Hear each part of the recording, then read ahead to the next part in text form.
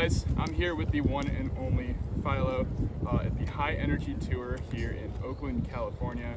Philo, how you doing? Awesome, man. Thanks for having me. Absolutely. Thanks for appearing on this. So you were just telling me you've been doing high energy since about 2015. What does doing this tour mean for you? How does this work into your life?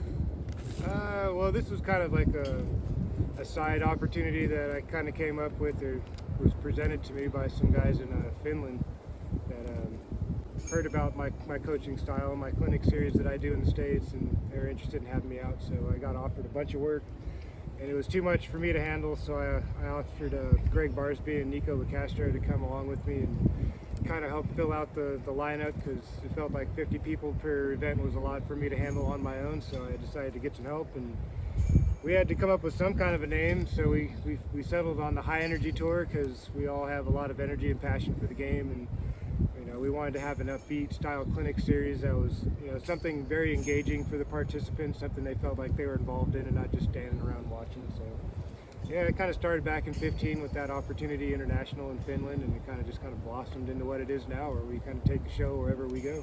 Awesome, man. Awesome. Yeah. So speaking of passion, I read a bit about you on your website. You seem to have this real passion for coaching. Yeah. And it seems like you've been doing it for a very long time. Was that something that you just felt like you had naturally, or you came to find? I've always liked teaching people. I've always liked sharing knowledge and learning from others. And I really love the give and take that offers.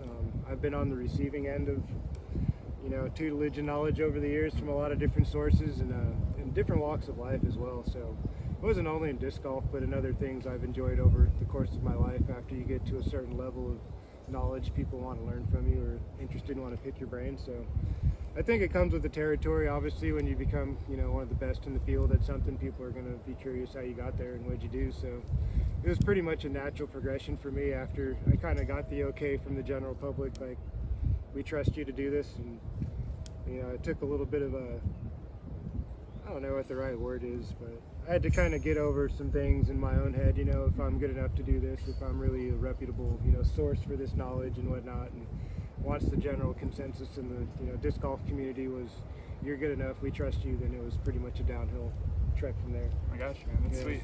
So yeah, as you're saying, like, I guess mental blocks are a pretty big part of the sport, whether it be through coaching or as a player, you face a lot of mental issues. So something I've noticed as a relatively newer player is that while on YouTube you'll find a lot of resources on the more technical side of things, your form, throwing, snap, this and that, whatever, there's not too much to delve in on the mental side of things. And I feel like once you get to a certain level, that seems to become more of a prevalent issue than, say, your form. So what would you say is something that you see a lot of people struggling with mentally towards the beginning of their game that isn't really addressed much? Well, I think the two work together, honestly. And I think I would say avid players to amateur players, they haven't really hardwired the foundation of the disc golf game yet. So then the mental game kind of gets thrown into the washing machine, because they haven't figured out all the foundational elements of the game yet. So I'd say once you're one of those players who's extremely talented and has done all the homework, and then the mental game starts to become an issue, it's a trust issue thing with yourself that I think a lot of players face, where they haven't quite learned to trust themselves in the heat of the moment, in the heat of the battle. And that's something that just comes with practice, and some players are better at it than others. Some players figure it out sooner and quicker and seem to thrive earlier on in their careers, and other players, it takes them a handful of years until they get that confidence and comfort in between the ropes to do the thing. But all of it really stems from your practice routine, and what's your foundation in your game, and how true can you stay to that while you're competing. Gotcha. And I think once you have those things under control, then it comes a little more naturally when you're playing for money, when you're competing, and it means something. You got to have those foundations down, man. You got to trust yourself, and it takes time. Everybody grows and learns differently. So I don't really think there's a cookie cutter answer for that. I think everybody's journey is their own, but the journey really starts from your practice. Gotcha. Yeah, it does seem like as you progress further in this sport, and you rise through the ranks of amateurs, and then when people do make it to MPO, you have that stress of you got cash on the line and all these other things. So for you personally, how have you kept that stress off your shoulders in those moments where you really need to buckle down? Oh, the stress is always there. The pressure is always there. I saw a really cool interview with, I believe it was Steph Curry, and he's talking about three-point shooting. And kind of cool. We're in the Bay Area and they're in the playoffs, and he's playing some really good ball. But you know, it's kind of one of those things where actually it was a Kobe Bryant thing, dude. It's a one more time thing.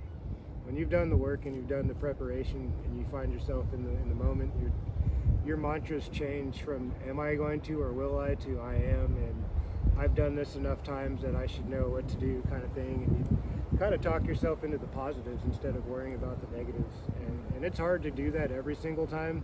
There's always some little doubt in there that things aren't going to go your way, but you know, it's the trust issue thing again. You know, do you trust yourself to make the play? Do you trust yourself to put the disc where you imagine it going? And you're going to miss some and you're going to make some, but you know, it seems like everybody remembers you for your makes and not your misses. So Yeah. you know, you just kind of have to learn to accept things for what they are and take your best stab, you know. Awesome. So you just brought up like Steph Curry, Kobe Bryant, just Yeah. examples of people to look towards. Have you found any other figures, either in the celebrity world or the athletic world, that you kind of use in as influence? Oh, for sure, man. I mean, I've loved watching golf forever, and obviously the impact Tiger had on golf, you know, and how cutthroat and, you know, just how fierce of a competitor he was. You know, I mean, MJ, you know, watching basketball my whole youth, and same thing for him, just the ultimate competitor, never wanted to lose.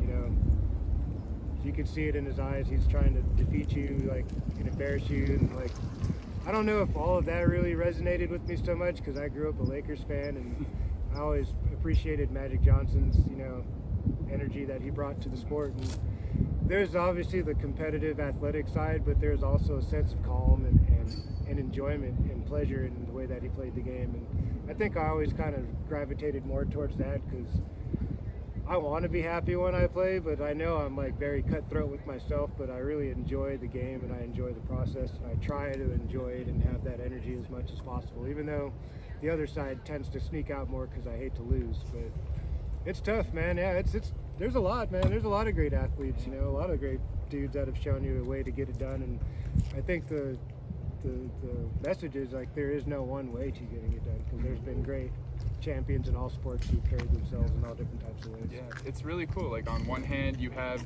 as we've said, like technical things to work on, but at the end of the day, everyone's journey is unique to their own. It's Correct. not something that can be replicated Right. like every single time. Every step of the way, exactly. It makes it really personal sometimes because you feel like you're facing a struggle that nobody else really can quite replicate. Even though, you know, everyone's going through their own struggles, of course, Correct. but sometimes you face your own challenges that are very unique to yourself. Correct. So, awesome. So this is going to be a bit of a deeper question, but Yeah. do you have like a life philosophy or something that you know, a life mantra or something that keeps you going, and how does that tie into what you do today? Yeah, I think the story of my life and probably a lot of other people's life is being persistent and resilient. And I think that's definitely the main two elements that garnered the success that I've had in disc golf, is that I stayed persistent, you know, and just always hungry about it, and just I knew I could improve at every step of the way, you know, and that's all I really cared about, is am I getting better? Am I getting better? Am I getting better? It doesn't really matter if I got 10th place or 15th place or 3rd place. It's, did I play the game that I wanted to play? And I think that's something that all of us are striving for in disc golf or in life in general, is like, are you getting better every day? Are you following through with your plans? You know, are you setting goals and then achieving them? And I think life and disc golf have a lot of parallels to them, because you're going to have good days, you're going to have bad days. You know, some days you're going to have the best day, some days you're going to have the worst day, and you just kind of have to learn to ride the wave and be optimistic that the upswing is coming your way again. Right. You know, And some days really do feel like you hit cage and you roll away 90 feet and you gotta make your way back. But That is how we it keep goes, moving, man. man. We Keep keep pushing. moving. So I got one final fun question for you. Yeah. So if you can design any disc, it doesn't have to really be a realistic one or not, Yeah. any disc in the world, and you can name it whatever you want, what would it be? Wow. I feel like all the good names have been taken up already. That's a tough one. I never thought about this. These are thoughts that never crossed my mind. Well, that's what this interview's for, man. What would it be, and what would it be called? Or how would it fly, and what would it be called? Yeah. I don't know, probably very similar to a rock and a T-bird, somewhere in that ballpark. You know, you can throw it hard but make it fly straight. Loves to glide. don't know. I guess it's really hard to think of a better name than the Albatross, but I guess there's already a disc called the Albatross. But I don't know, man. I never really thought about that. All right. Well, maybe someday we'll see it out on the line, man. Maybe so. We'll see. Well, awesome. Yeah, dude. Well, thank you so much, man. That was an awesome interview. Thank I you. really appreciate all the answers.